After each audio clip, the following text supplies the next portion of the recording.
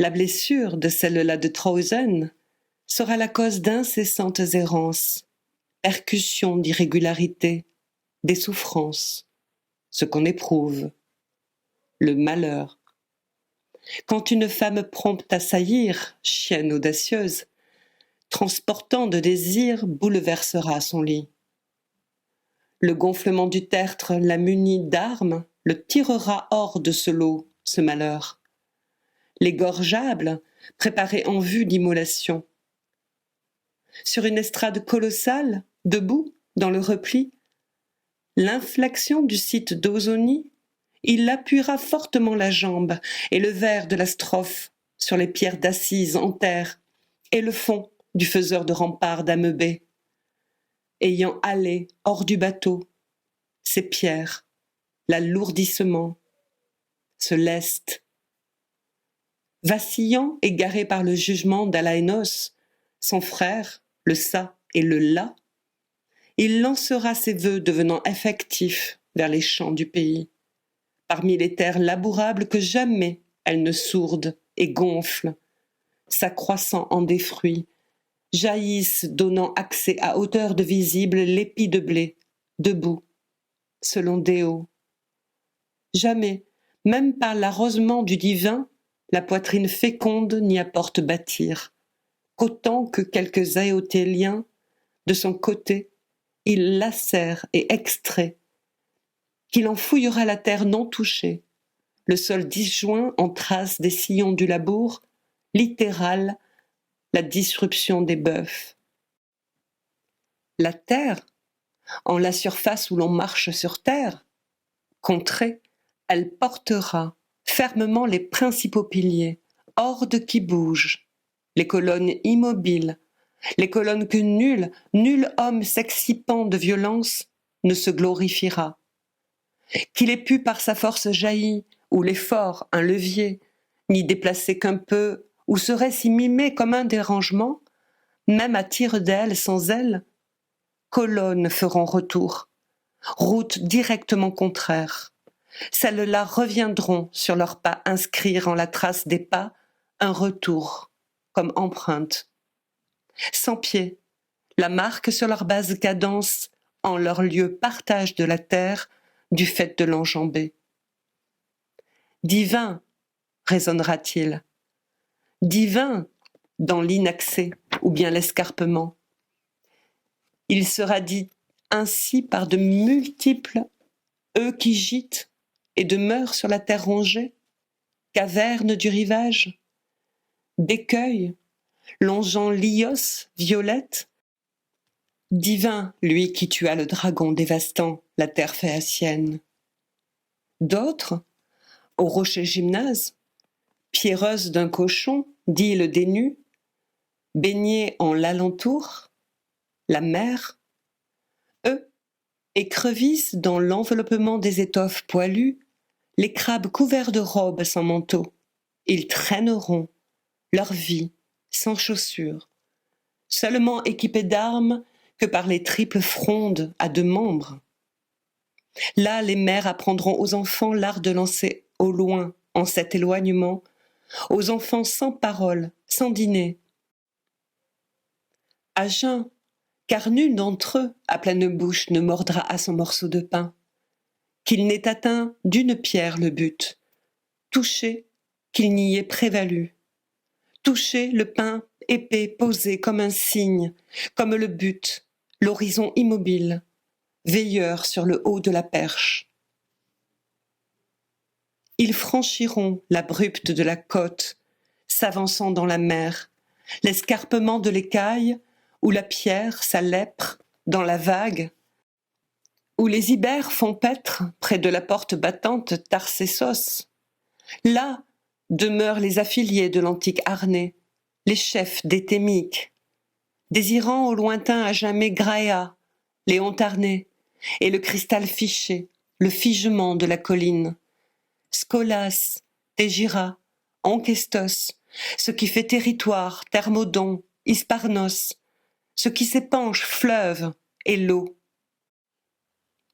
D'autres, autour l'étirement des Syrtes, dans l'environ de l'uniformité de la surface plane de Libye, dans le resserrement du bras de mer où se brusquent affluence des mers de Tyrrhénie, et sur le haut récif prodigue de naufrages, où à demi un homme et la bête à moitié, jadis mourut, des mains de Méphistos, au manteau d'une peau épaisse, nettoyeur des auges des étables, voleur de bœufs, près des roches abruptes où chantent et égarent, rossignols de la race des harpies, les ravisseuses, vent frappé du champ, chancelant et troublé, ils seront déchirés tout crus, tous. Ils seront pris à jamais à la pêche, par ce recel d'au-dessous, l'absence du séjour où s'éludent de visage, et l'accueil infini où s'héberge le monde, saisis convulsivement de toute humiliation possible, les traitements odieux, la honte, tous péris et perdus, à l'exception d'un seul, pour parler, pour annoncer et dire la nouvelle. Tous les amis dans l'abandon de mort, délaissés derrière soi. Il porte sur le bouclier le signe effigie d'un dauphin qui vola le divin, rouge, sanglante. Il verra le terrier du fauve roux qui n'a qu'un œil. Il mange les chairs, il offrira la tasse haute pleine de vin, la main tendue, ouverte et suppliante, la boisson de la fin du repas. Il verra les restes et les ruines après le tir d'arc du coureur, du lutteur, de qui préserve de la mort. De cela, ils ont broyé toutes les barques dans la courbure du port. Tous les vases creusés bien travaillés autour, ils perceront avec un roseau, un osier, ils enfileront leur mauvaise pêche de mulet. À la douleur succédera une autre douleur, demeurera le travail, le malheur, toujours plus ruiné de fond en comble, toujours en sus qu'auparavant. Quel cadavre, Charybde, n'engloutira-t-elle pas? Quel l'orage ou la malédiction, à moitié vierge et chienne? Quelle chanteuse, quelle rossignole au ventre stérile, tueuse de centaures, d'Aétolie et de Courétis, par l'articulation fictive du refrain, par un chant agité, ne persuadera pas l'affaissement des corps, que fonde, se relâche l'avalement d'une absence des chairs. Sur quelle femme dragon n'aura-t-il pas les yeux dirigés? Et elle, par un mixte de l'herbe et de farine d'orge, suscité façonnement en forme d'animal, le modèle de cire où se rejoint la mort, en un monstre, au visage homologue, une bête cruelle. Les malheureux, ils gémiront dans les étables à cochons. Sur cette ruine, cette métamorphose jusqu'à l'être des chèvres, l'allure bousculée ainsi au pâturage, ils rongeront. Ils mangeront ce mélange au fourrage du pré des pépins de raisin et le dépôt de la piquette et le marc des olives qu'enfoula sous les pieds. Mais lui, la racine noire et dont la fleur est blanche, Molly le sauvera du tort, intact à la modification, et aussi l'éclat brillant où paraît le divin, le gain de Nonacris trois têtes lumineux. Il ira en l'obscur de la plaine du sable, avoisinant le sel, l'espace consumé des morts, il cherchera le vieux tout cuit, nécromancien, qui de la femme et qui de l'homme connut des relations intimes, l'essence du partage. Et après, qu'il aura versé du sang chaud dans la profondeur du trou pour les souffles, et qu'il aura brandi l'épée avec agitation, afin que cette projection le distance des morts et l'épouvante la maintienne. Alors, là, il prêtera l'oreille à la voix dépouillée de sa peau, la subtile voix des nuages, des souffles, qu'à peine bouche mâche le son faible et obscur d'une parole qui s'adresse.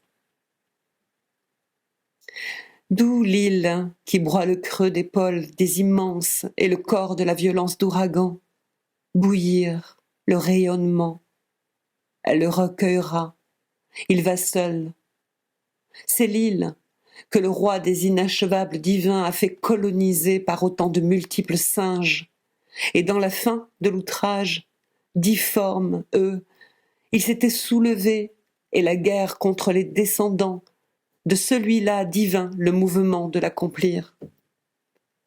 Il passera par le tombeau de Petit, le pilote, les étables de Chimérien et du fleuve de douleur, l'Achéron, agitation des eaux, le gonflement des vagues, et cette expansion, et puis ce bruit qui gronde des vagues qui se brisent, et le monde la voit, et le sentier, en tant que la foulée détournée de la route, étroit, où passent les vaches du lion. Sentier construit dont l'amoncellement en forme de jetée. Brimeau l'emplacement du bois de la fille souterraine, et le déversement du fleuve, brûlant au sein de sa flamme. Là même, où toute marche est malaisée, le cou, à la tête, accueil de la plus grande foule, se tend ainsi le bouclier vers le ciel. Et c'est d'où s'épanchent les rivières, toutes, et l'élan où elles versent, et toutes les fractures, le percement des sources au sein du repli même et de la profondeur, elles viennent et reviennent et s'y suivent, contrées en la terre d'Ozonie. Il a laissé la pente haute de la colline receler les taéons. Il a quitté le lac que les oiseaux n'approchent pas, la tresse de la stance d'eau au retrait de tout fleuve, par la corde filant l'arrondi de l'autour. Il fut plus loin que la croissance du fleuve lamentable, Cocytos, la ruée qui le sombre en l'obscur, et il a dépassé le fleuve froid, l'horreur noire de sa course.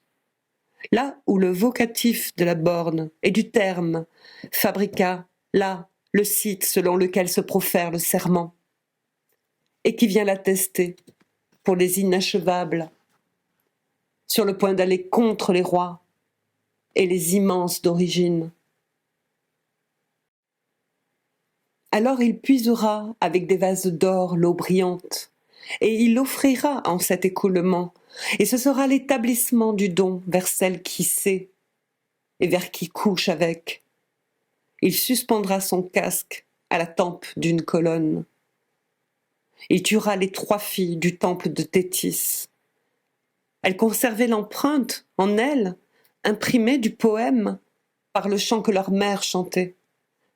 D'elles-mêmes, elles se tueront elles-mêmes, se jetant du haut des rocs de Tyrénie, où culmine la puissance de voir. D'elles-mêmes, à tire d'ailes, elles plongeront dans le débordement des vagues, vers où, âcre, les traînera tissage en ce fil de lin. L'une sera emportée sur les tours de Phaléros, blanc, l'accueillera, l'efforcement du fleuve, et la terre, que le glanis mouille.